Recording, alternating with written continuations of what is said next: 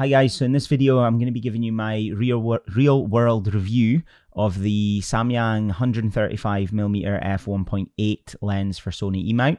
You might have seen a couple of other reviews I've done on the Samyang lenses. I've done the 24mm 1.8 and the 50mm f1.4 Mark II. And they seemed quite popular, so I decided I'd try and get a little bit more work in with the 135 before putting up a review of that. I've used it sparingly, but it's one of those lenses that I love it. I love the 135 focal length, but there are particular situations where I think it's perfect for. But other than that, it's a little bit more limited. So it's not one that I use extensively. So it was going to be a little bit longer before I could get a review out of it to give you my thoughts. But several sections we're going to cover in this video for both photo and video.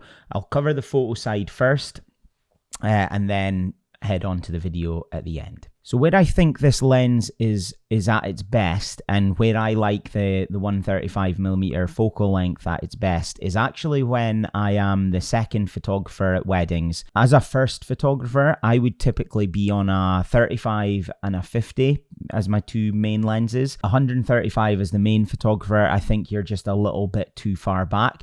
Whereas when you're working as a second photographer, what I've found that works really well, particularly when you're out on the couple shoot, is having a 50 and a 135 alongside it. The second photographer I've found is typically always a little bit further back and off to the side from the main photographer, and I find that extra distance means instead of going 35-85 or 35-50, having the 50 as your wider lens and then a 135 as that tight focal length works brilliantly for getting the type of shots that I really love. I'll put a selection up as I'm talking through this, and you'll see that the images it creates are just beautiful. Blows the background out. The ones I particularly like are either that full body horizontal, really compressed focal length look where maybe their couple are walking towards you, or the portrait orientation where you're really focusing in on a wee detail, either a tight head and shoulders portrait of one of the couple as they're hugging each other, or a wee detail on like a tie or a ring or something like that. Some fantastic images here, and really am impressed. I've had the Sony 135 G Master before, and in comparison to that, the Samyang is about 90% of that lens. Where it lacks a little bit in comparison to the G Master is sharpness. The Samyang's sharp, but it's not as sharp as the G Master. I think you're only going to notice the difference in sharpness if you're a pixel peeper. So I'll put some 100% crop views up here, and if I can find them, I'll also put in some of the G Master photos that I had from a few years ago. They weren't at weddings, unfortunately, but I do have some in there that I'll be able to at least compare the sharpness at pixel level.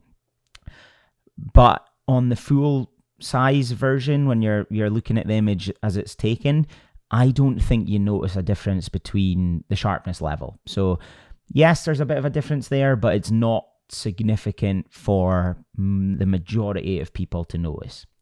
The other area where the Samyang lacks a little bit in comparison to the G Master is in autofocus speed, and this is a bit more of a difference than the sharpness. The Samyang's not slow to focus by any means, and I've got some video footage that I'll play shortly, some POV from a recent university ball where I thought I wanted to get some extra testing in on the Samyang, and you'll see that it keeps up with people walking towards you, a few dancing shots as well in there. And from that night, I didn't have any shots that I would say where it missed autofocus. It kept up well, managed to get tack sharp images for where I was using it. And you know, that's not an easy scenario for it. I wouldn't say it would keep up for sports photography, although I haven't tested it for this yet. But I don't think someone sprinting towards you at 1.8, I don't think those Samyang's going to be able to keep up with that. The G Master, on the other hand, is rapid autofocus. It's one of the fastest focusing lenses I think I've ever used. There's plenty of reviews out there on that. So if you're looking for the fastest autofocus, then the G Master would be the way to go.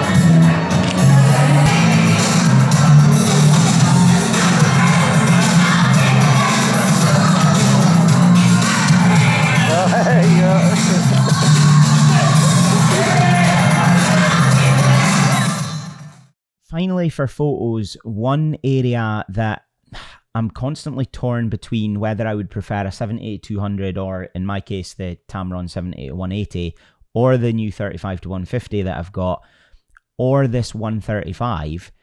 I've got three options there of a telephoto lens to use. You might be thinking, why on earth have you got three? Well, I do wedding videos quite a lot, and typically the 780-180 will be on my tripod if I'm doing video. And in the weddings that I've got booked for hybrid coverage, I needed an extra telephoto lens. So I've got the 135 and the 35-150, which is an interesting comparison because obviously the 135 gives you that better low light performance. I don't think there's a big difference between image quality in terms of sharpness. The 135 is going to blow the background out a bit more than the Tamron would at 2.8 at that focal length, but you've got the extra versatility of the Tamron, which basically covers a 35mm prime almost at f2 all the way up to 150 at f2.8. So it's an interesting one that I'm constantly torn between.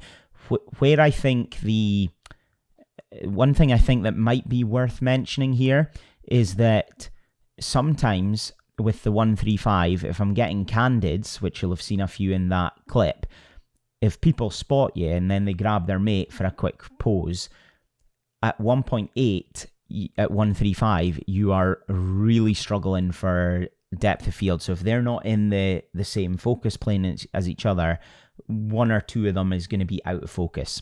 And you'll only have one person that's quite sharp.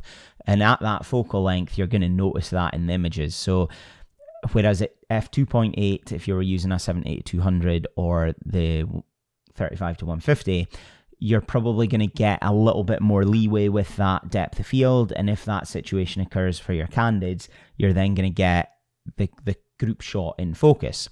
It's not every time, but that's just something I sort of noticed with a couple of the shots that I took that made me think, well, actually, would I prefer to be on the Tamron 35-150 here, particularly at that last graduation ball that I was doing. But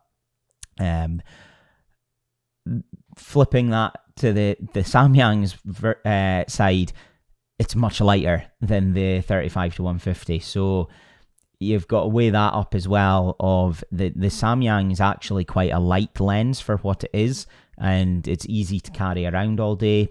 So, you know, you could carry a 50 and a 135, a 35 and a 135.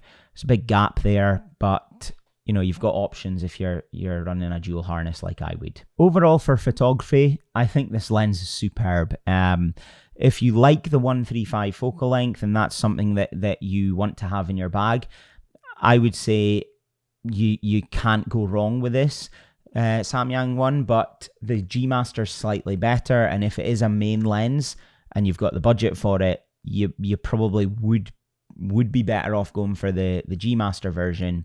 However, I'm keeping the Samyang and I'm happy to keep it in my bag because it's sparingly used. So for me, I won't use that as much, so it doesn't make it worthwhile having the G Master version. Where I'll get the most use out of the Samyang would be as a second photographer at weddings. So, and even then, some photographers might prefer me to stick to an 85 or a 50. So it's not one that is going to be extensively used, and that's why I'm not too bothered about having the G Master.